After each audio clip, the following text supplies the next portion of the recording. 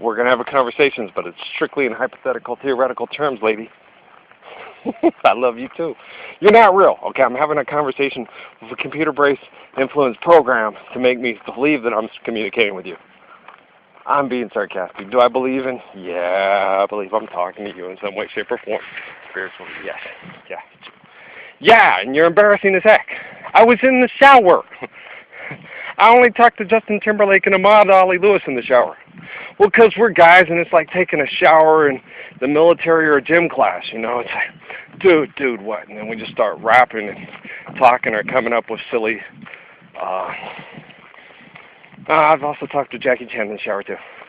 Well, it's the same thing. Him and Owen Wilson can have a bath and sit there and play drinking games and be silly together. I mean, I guess me and Jackie Chan could do it. I'm the Messiah. I mean, come on. You could talk to the similitude of Jesus and King David in the shower. Or he could talk to you. Sure, why not? It's all platonic. That's too funny. But, yeah, no. And then I started singing, and she had me sing. No, she didn't like the song I was singing. She prefers Tony Orlando and Don. Yeah, I grew up on Tony Orlando and Don, and wore the grooves off that record. We sang Knock 3 times and Look in My Eyes, Pretty Woman. Also, yeah, I forgot about that one. Who's in the Strawberry Patch with Sally? That was another one, that's right. Who's in the Strawberry Patch with Sally? And I'm stepping out. I forgot. I'm going to boogie tonight, dancing and singing love songs, sweet love songs. Yeah, that was a good one, too. I didn't listen to that one too much. I told you that. I said, like a typical kid, I listened to the ones that I liked the most, and I just play those over again. And my favorites were... Tie Yellow Ribbon was, I like Knock 3 times. That wasn't my favorite. My favorite was Candida, and it's a toss-up between Candida and Look in My Eyes, Pretty Woman. Yeah, those were my 2 favorites. And the wind's kind of blowing, so I'm having to turn it towards my face and my chest, y'all. Sorry. Man, there's a whole fackle full of turkey buzzards over the orchard here. Something must have died or be close to dying. Maybe it's me. I'm just being silly. But it's Mowgli. Let's go save him from Shere Khan. That's too funny. But, we're your friends. We're your friends to the bitter end. There's more than just 3. There's about 4, 8, 12, 14. There's almost 14. More than 14. A lot of turkey buzzards up in the air over this orchard. Yeah, it's crazy. They're just circling. It's nuts. Okay, what were we talking about? Oh, this lady, yeah. And then she starts getting on me about cussing, and I'm like, I heard your very own Offspring on a record that I never listened to sit there and tell the DJ to play her song, and she said the word MFer, mofo, on that song, and she makes money off of it, and it gets repeated daily by people. Your own Offspring. And then you'd be getting on me because I say the word, rectum or rectal hole thing. Yeah, because I say I'm an anti-rectal. You can't be one of those. That's true. Everybody's got to have one, and they need healthy bowel movements. We could do without MFing, though. Well, we could be mother lovers and not mother, because mother, that's just wrong. That's a vulgar form of sexual intercourse. So well, we can't be okay, because people got to have one because it's healthy to have bowel movements. But it's not healthy to have MFers. No, we should have mother lovers. So we're both out of place because I can't be an because we need those. Everybody needs one because you got to be healthy to best. So you're right. Logically, that doesn't make any sense. So I can't be an Can I say it? I can't be an anti-asshole as well.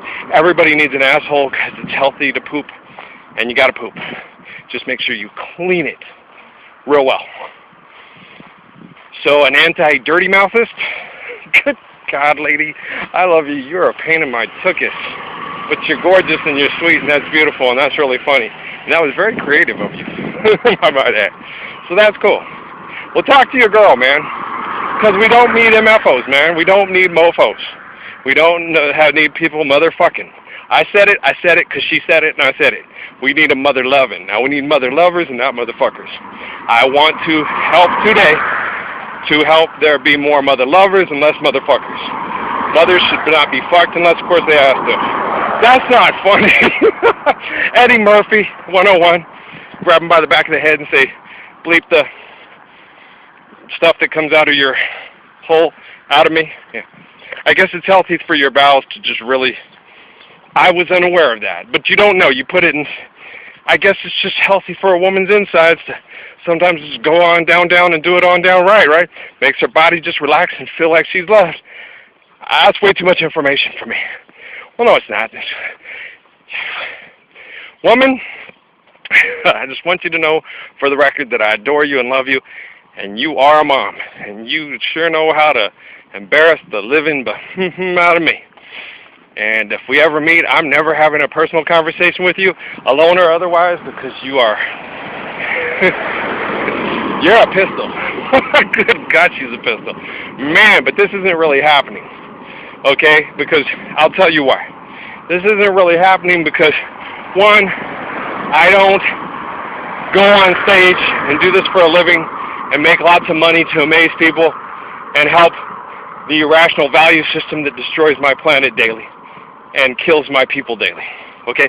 Two, because what I say makes way too much sense to sell to a bunch of people that believe in this lie, want to perpetuate and promote this lie, and believe the insanity and inhumanity of monetary-based economies that we are forced to deal with to extort our humanity and our sanity.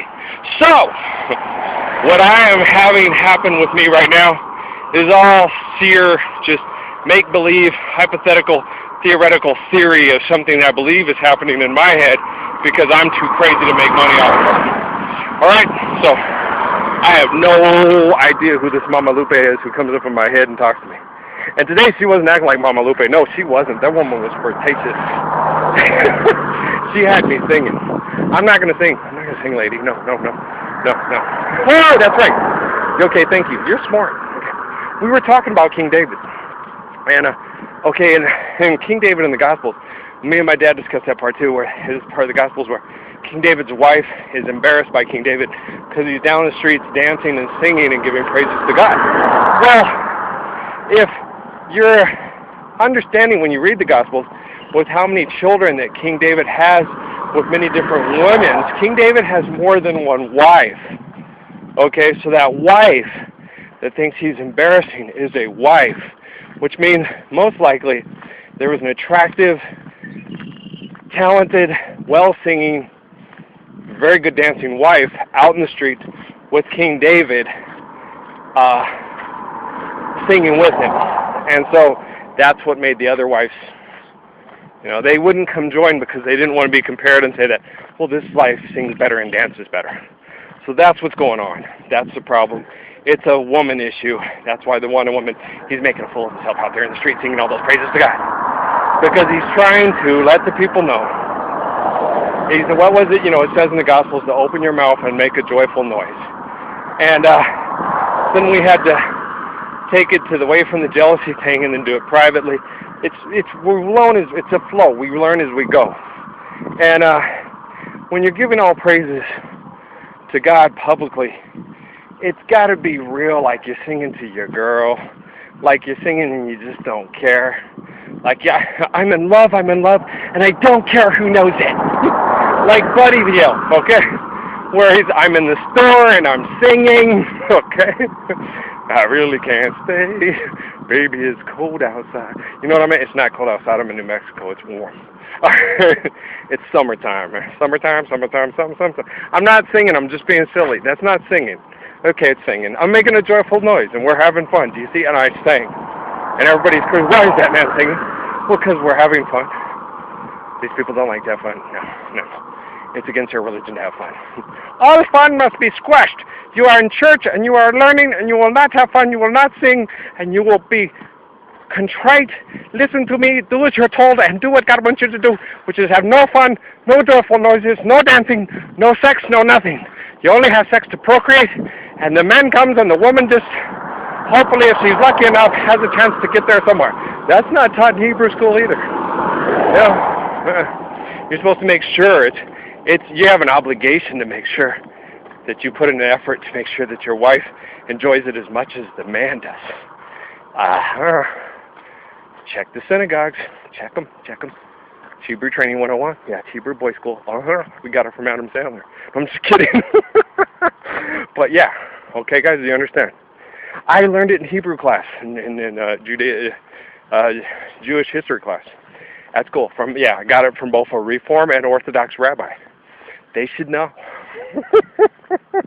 Well, so we were sitting there talking about that, and David, the story is much deeper than just one impression you get in the Gospels.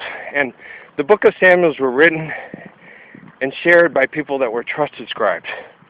And as usual, I talked to a descendant of the trusted scribes that from the line of Samuel that wrote them down. He was like, "No, we didn't." It's like, it wasn't you. You don't change the word. You try to share it in the most analytical understanding. When me and Devin talk, it's like King David speaking with one of his trusted scribes that comprehends and understands what David is trying to convey, so they can. He's supposed to sit down, report, write, and analyze what's going on, so they can come to terms with it at the end of the day. Just like Bess did with me when we had certain conversations. He came to talk to me. He is a pastor there in Sierra Vista, and we talked about Uriah and King David. And in our conversations about Uriah and King David, we brought up what be seen like to most people like in a random access memories of what was going on, what David was reliving. And we were reliving it for people so we could better comprehend and understand the Gospels of Samuel, so we could help understand what King David was doing and what King David was dealing with. So it was really cool. And so it's so cool when me and Devin have conversations, it's like that. And when I have conversations with his grandfather, it's like having conversations through the line of Jethro. He helps me understand about how we used to build, about how we kept family relations, about how we were all family and all admired and appreciated each other for the gifts that we had to offer and tried not to envy or be jealous of. And that's the way it is, Tavion is in no way, shape, or form jealous of Devin's abilities to analyze, process, and do certain things. And Devin in no way, shape, or form is jealous of David. Everybody has a little hint of jealous. Wow, I wish I could do that. But it's cool. I get to go to the game. I get to watch my cousin. I get to watch my cousin do his thing, and it's special. The same way Jordan and Patrick are about each other, and Isaac, they're not jealous of each other's abilities and skills. They just really dig each other. And they like it. Jordan's that way with everybody that he meets. He loves Ernst. He likes to watch Ernst and Wendell play. He loves to go to the games. He loves to watch the guys be talented, enjoy them, and have a good time. And he's just that type of person.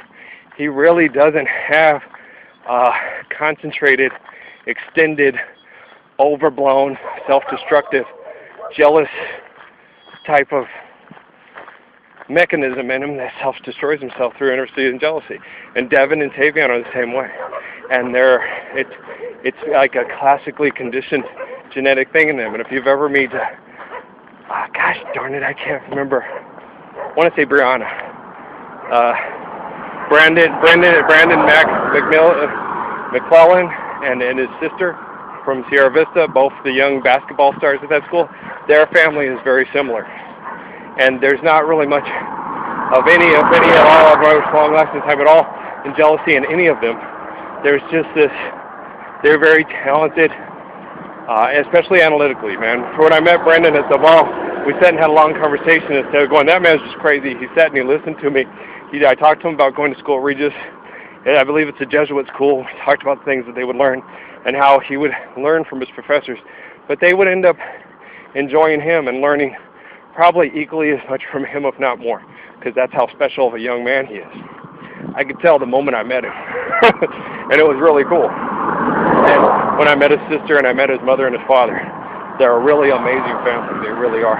I mean, when you've met them, you realize you've met a family of particular deed and value that has followed a long history of, like everybody says about me, it's a walking hadith.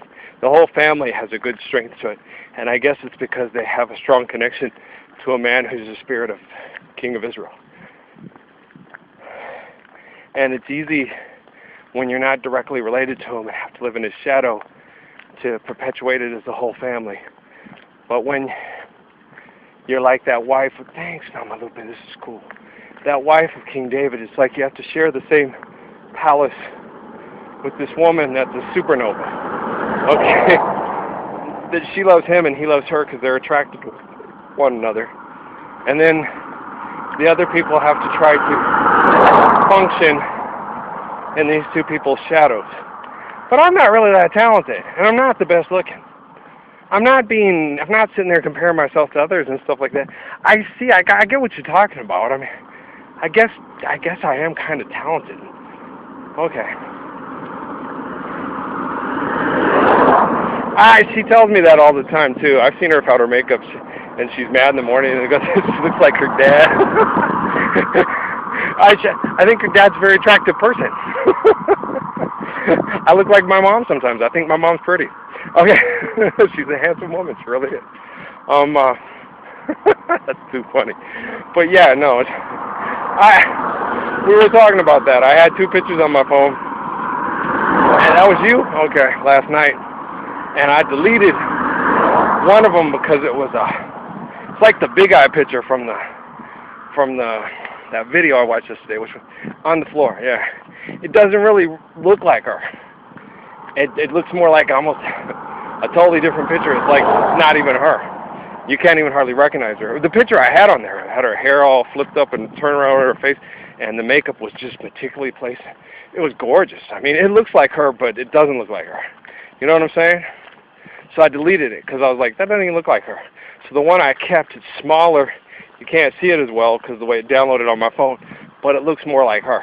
It looks more like a woman that wasn't photoshopped. It just looks like an eloquent woman that's classically beautiful, that you got a picture of her. She's got her makeup on and her hair just right. She's going out for that night, and you'd see her and she would look like that. You know, it's not one of those photo things where they tease them up, put them up, get them in the right pose, and, you know, and it's just that you'd look at her and she pretty much looked that way the whole night, and you'd just sit there and you wouldn't be able to take your eyes off of her if you were in the room just going, wow, that woman is fine.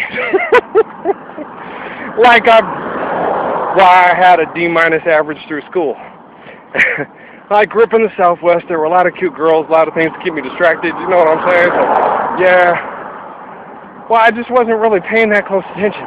Unless, of course, the teacher had a way of entertaining me and made the learning very fun and intelligent. My Spanish teacher, even though I got a C in the class, I know, grew up in a Spanish-speaking community and got a C in Spanish. Yeah, I know. I did that all through school. I must be a Mexican-American. Like to get an education, so we go to night school, take Spanish, and get a C+. Not a B, yeah. Well, that's because I'm not okay. It's grammar problems. We got grammar problems. And I have problems with my syntax and my grammar. It's okay, man. I speak Spanglish. This is way too funny. But one of the best protest tunes of all time, Cheech Marin, Tommy Chong, the Mexican-American song. Okay, we get props for it? All right, guys. But, yeah, she was trying to get that across. It's like from the book of Jonah, and David is a lot like that, and a lot of the books repeat themselves. And when someone's shining very brightly, other people get lost and shuffle and feel that they're not as special. Jealousy happens, and they get angry. And Marsha. I'm sick of being in Marsha's shadow. And it's like that. So it does happen. Sometimes one of the trees in the forest grows taller than the rest and faster, and the other ones have to compete for the light. And some people have talents that make other people want to appreciate them more. Shouldn't always be the case, but it just works out like that. But you have to use your talents in benefit of life and the living and all mankind. Because if you don't, you're just glorifying yourself. You perpetuate the insanity and the stupidity of monetary-based economies, of self-glorification. And it should promote jealousy and envy because we're out of balance. So that's why we're in the streets. We're in the streets giving all praise to Jehovah and singing to God at the highest and saying, The only reason King David in Israel is alive today is because God helped us. Okay? And it was God. King David was trying to do it his own self, had to pray, had to ask for help, had to follow that guidance, and it led us to victory. And then when it led us to victory, people started seeing it. He didn't go and do reprisals. He didn't take concubines and slaves and eunuch them. He gave them the option, and a lot of people decided to go back to Jerusalem with him because it was far better to be one of King David's, quote, concubine wives than it was be a husband or a wife to one of these guys that would go and enslave others, eunuch others, and force other women to marry him by attacking their village. That David was a better deal, and so was Solomon. That's why Solomon and David had so many wives. Okay? And then the jealousies ensued because they're always comparing. And my mom had that, and I wrote it down on the thing too. I can't say the name of the person who quoted it, but it said, it is unwise, to compare yourselves with others, for there will always be greater and lesser people than us, and it'll only leave you bitter and vain. And you don't want to end up that way. And don't ever let people compare you to others. Growing old is a gift. And when you get older and other people compare you, oh, that woman was totally sexy and devastated at one time. It's obvious to me. It was more than just at one time. That woman that I'm talking to today, that I believe I'm talking to, is still sexy and devastatingly gorgeous and amazing to this day. Now, she's older. And she was a real looker back in the day. She's still a real looker today. You see that woman, and she's pretty. And she's attractive. And she's gorgeous. And she never stopped being somebody that was real pretty that you'd have a crush on, Miss Lopez, okay? I still have a crush on her to this day. I saw the pictures when she was younger, and I see her today, and I saw her in these video feeds they post on my YouTube for me to watch, behind the music, when she was sitting there telling her daughter about being a mama, and how she felt about her kids, and now I see how you feel about your kids, and how I feel about you. And I was just like, do you see why that man made her his wife? And why he wanted to have babies with her? You'd have to be stupid not to. She's not just beautiful on the outside, she's beautiful on the inside. Just don't piss her off. I had to say that, I'm sorry, okay. So, this is all just, it's not, communicating with people, it works for me. Ron told me that yesterday. He goes, it works for you. Believe in it, keep working with it, because it works for you. And if it works for you, it may work for a lot of us. And if it works for a lot of us, then it can work for many of us, and then it can work for all of us.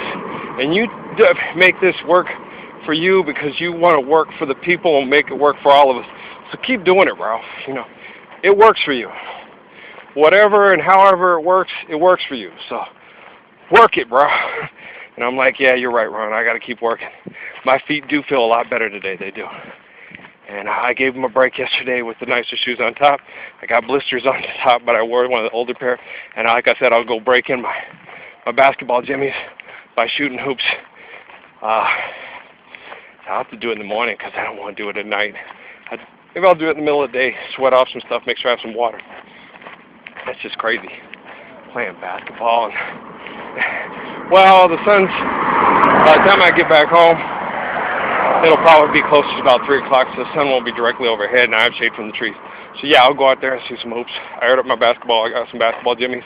I'll put some shorts on and a shirt and go out there and bounce my love handles around the basketball court for a while, throwing up some jump shots. All right? Sound like a plan? I promise I'll exercise. Okay. I love you too. You know you're not real, right? Okay. Just so you know this. Everybody else is real. Yeah, I really talked to the Dalai Lama. I really talked to Jim Carrey. Everybody but you and your daughter. Don't talk to you two. Because it makes me blush. Don't like blushing. All right?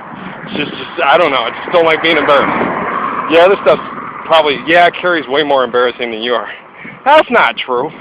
That is so not true. No. Yeah, I haven't told you that too. I'm in the shower, and right now I'm right in the middle of washing certain parts of my body that I'm not looking down. No, if I'm a strong telekinetic, I don't want to embarrass myself. Yes, I have a typical tuchus just like everybody else. I can get it in better shape if I want to. I walk 10 miles a day. That's funny. Then we started singing to relax, and she told me, no, I don't like that song that much, but I do like, okay, I know, you like Tony Orlando and Down. Let's sing some Tony Orlando and Down. I like Tony and Orlando and Down too. Started telling her, yeah, I wore the grooves off that record, man. I love his voice. I love the ladies' harmonies. Yeah, and you say the sweetest things. It's a good, yes, very, very, very good. Yeah, Tony Orlando and Down's greatest hits. Yep, wore the grooves off that record. Mom had good taste in music. I agree. My mom had some good taste in music. Some of it, I was like, what? I'm sorry. Natalie Cole's Chuck Jackson stuff was better to me than the stuff that I wasn't as into I Live For Your Love and Pink Cadillac and all that as much as I was into Our Love, This Will Be an Everlasting Love. And, Inseparable. I love that. Chuck Jackson wrote some good stuff. But I got to admit, he didn't write someone that I used to love. And when I played that for Mom, she was like, oh, well, that's beautiful. That's gorgeous. I was like, uh-huh. So you thinking she's just still making it off of Daddy's talent? And she was like, okay. Then she started listening to more Natalie stuff and got into Natalie and wasn't so hard on her. At first she didn't like her, thought she sang gospel, and she was just this gospel singer that got in on her daddy's talent. And I played someone that I used to love for her. And she was like, she used to sing more songs like that. I was like, Mom, she's Natalie Cole, not Barbara Streisand in the black package. She could do it, though. And I tried to explain that to Mom.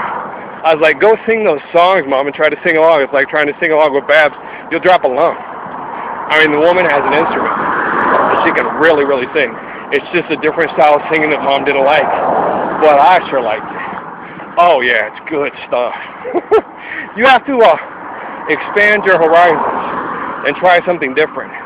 And at first, it was foreign to me to listen to the women sing in Bollywood films and the Hindi way of singing. And then when you go listen to it, especially like when you go watch Uma Rajan, and you listen to her singing at first, I mean, it's intoxicating. It draws you in just like that poet at the beginning of the movie. You're like, oh my God, that's achingly and hauntingly beautiful. And it's, and she's talking about how she's a tortured soul because of love. And she's a tragedy. She's a living tragedy story. And it's beautiful. You just have to, even if you're just reading the words while they're passing on because you can't speak the language, and hear what she's singing, and then go back and listen again and again and read it so you know exactly what she's saying. And then it's beautiful. Go listen to Asim Bonanga and get the liner notes.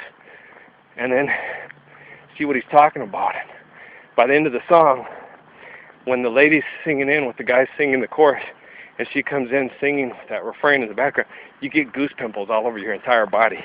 You're right. I love you too, man. You're a really special lady. You really are. Okay, I gotta go. This is gonna be too long, and everybody's gonna lose their short attention span. Theater people are gonna be like, he's just crazy. He thinks he's talking to somebody. He thinks he's talking to people. He give me an attitude. This boy just crazy. Well, hopefully my crazy affects a lot of us, and we make the world more crazy, because I think crazy people could save the world from sane people. I really do. I believe it. I know. Seriously, I believe it. I believe in love. I do, and I think love can overcome the world with a great big bucket of forgiveness and intelligence, and we can start saving the world today. Hallelujah. Pass the plate. No more plate passing. Unless it's just to pass food around, pass food around so everybody gets to eat. No more money on the plate. Can you imagine that, going to church and they pass the plate around to feed people that was hungry, rather than asking people for money so they could feed people that was hungry, allegedly? Yeah. And then the pastor goes to Israel. Well, why you got to go to Israel? Why can't you feed the people here? Well, we got to make sure people go to Israel to get fed. Can't they get fed in New Mexico too? Brother, you got some bad math skills. Well, that's because our value system's off, Ralph. Thank you, Jim. I love you too. Okay, guys, I got to get going. See you in a few. Blessings and peace. I love you too.